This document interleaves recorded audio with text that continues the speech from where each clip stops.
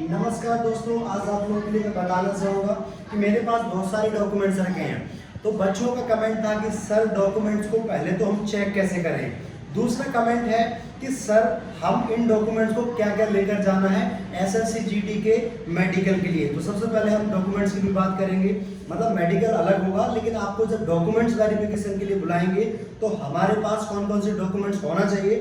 तो सबसे पहले अगर मैं आपकी बात करूं तो सबसे पहले अगर आप लोग एसएससी जीडी क्वालिफाई कर चुके हैं, पेपर क्वालिफाई कर चुके हैं और साथ में आपने मेडिकल के लिए जाने वाले हैं, तो पूरे जो डॉक्यूमेंट्स हैं आपके, आप इसी प्रकार से जैसे मैंने यहाँ पर सारे डॉक्यूमेंट्स को आप देख सकते हैं, ये ऑफिस में रख रखे हैं। ठीक है, तो इतने सारे डॉक्यूमेंट्स आपके जो है लगना है, इतने सारे डॉक्यूमेंट्स हैं जो आपके एसएससी जीडी के पूरे डॉक्यूमेंट्स हैं।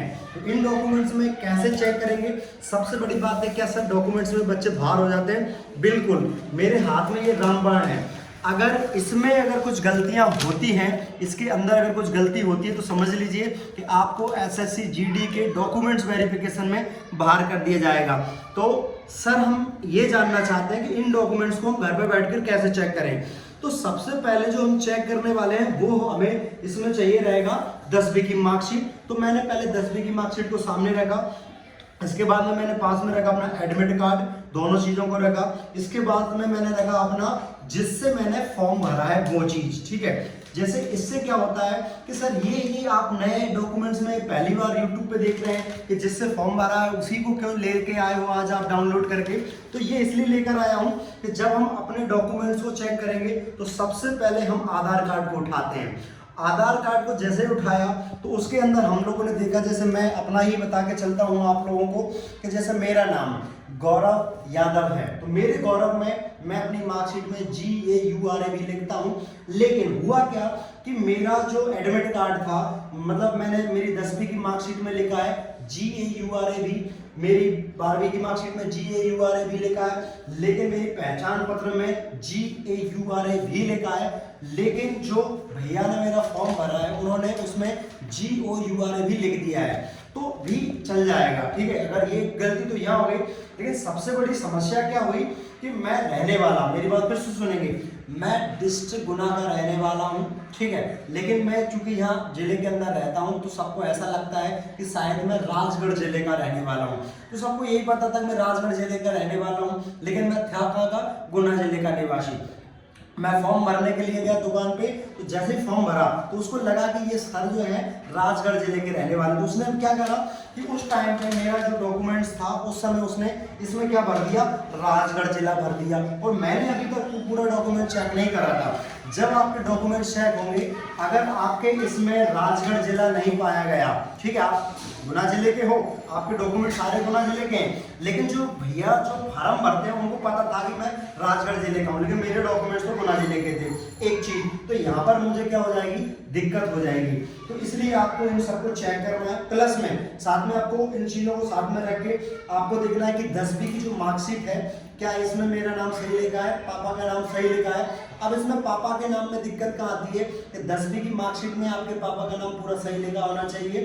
12वीं की जो मार्कशीट होता है, आपका आधार कार्ड होता है, इसमें नाम सही लिखा होना चाहिए। और इन दोनों में अगर सही लिखा है तो आपका जो फॉर्म भरा था उस समय उसमें गलत नहीं होना चाहिए। इसको भी अगर चेक कर लो तो इसके बाद में आप आ जाइए इस पे आपका जाति प्रमाण पत्र। ठीक है, मेरे पास 2 जाति प्रमाण पत्र हैं, एक ओबीसी का, ये सेंट्रल वाला है, और ये अपना स्टेट वाला, ये स्टेट वाला भी है।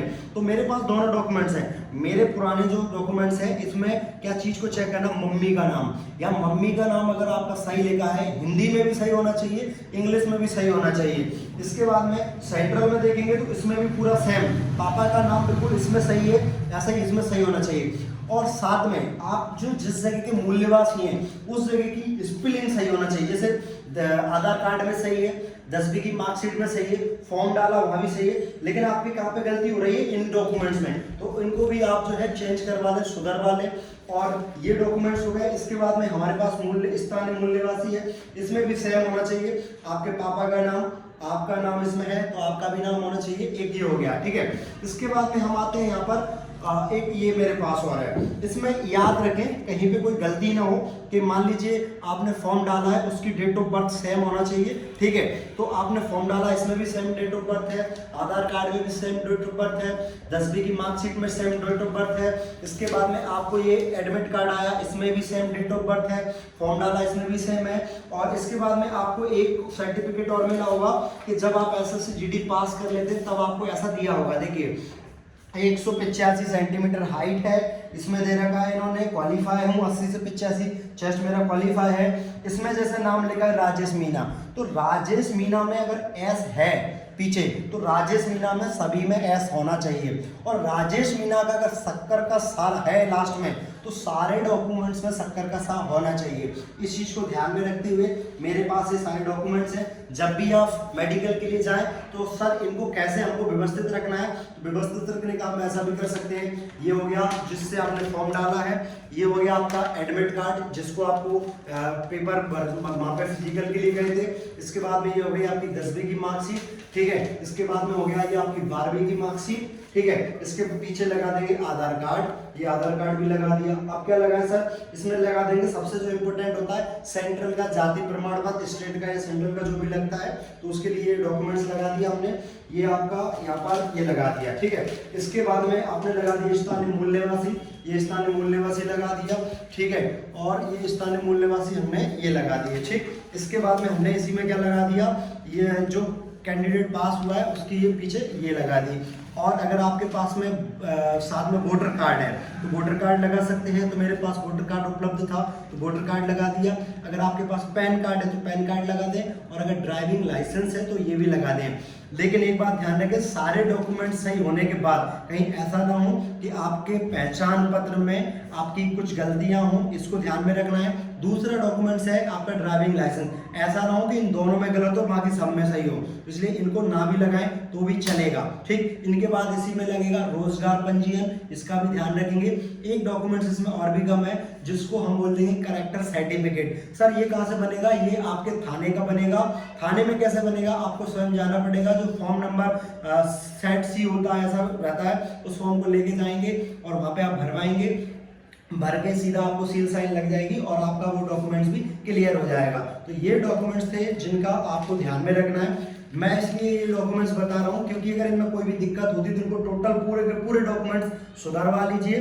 अगर आपके आधार कार्ड में मिस्टेक है तो उसको अपडेट करवा लीजिए। और अगर कहीं आपको कोई दिक्कत आए तो याद रखना कि डॉक्यूमेंट्स के टाइम पे जिसको एफिडेविट बोलते हैं, शपथ पत्र बोलते हैं, वो भी लग जाता है। आप ज़्यादा दिक्कत ना लें, शपथ पत्र लगाएं। किसी भी डॉक्यूमेंट्स में अगर दिक्कत आती है तो शपथ पत्र का आप लोग यूज़ कर सकते हैं। वैसे तो कोशिश रहे कि सारे डॉक्यूमेंट्स, आपका नाम, आपके पापा का नाम, आपकी डेट ऑफ बर्थ, आपकी जाति और आपका मूल निवासी, मतलब आप जहाँ रहते हो उसका एड्रेस प्रॉपर तरीके से होना चाहिए। जैसे मैंने आपको स्टार्टिंग में बताया कि मैं डिस्ट्रिक्ट गुना का रहने वाला हूँ, लेकिन लोगों को लगता था कि राजगढ़ का रहने वाला हूँ, तो वो आपकी सही होना चाहिए, इसका ध्यान रखें। और ऐसा ना हो कि मध्य प्रदेश पुलिस में मैंने कभी फुल फॉर्म भरा हो, किसी पुलिस में फॉर्म डाला हो, उसमें मैंने ध्यान नहीं दिया, मेरे पापा का नाम उधर गलत लिखा था जहाँ मेरे सारे डॉक्यूमेंट्स में सही था, लेकिन फॉर्म भरने वाले ने क्या करा, रोजगार पंजीयन जिससे जो प्रोफाइल होती है पहले वाली प्रोफाइल को अपडेट ना करके उसने सेम भर दिया। तो पहले मेरा पेपर नहीं निकला था, मैं उधर पास हो गया था, मतलब पेपर ही नहीं निकला, मेरिट आउट था, डॉक्यूमेंट्स तक नहीं पहुंचा। लेकिन आज डॉक्यूमेंट्स तक पहुंच रहा हूं, तो ये इतनी बड़ी गलती हो जाती है।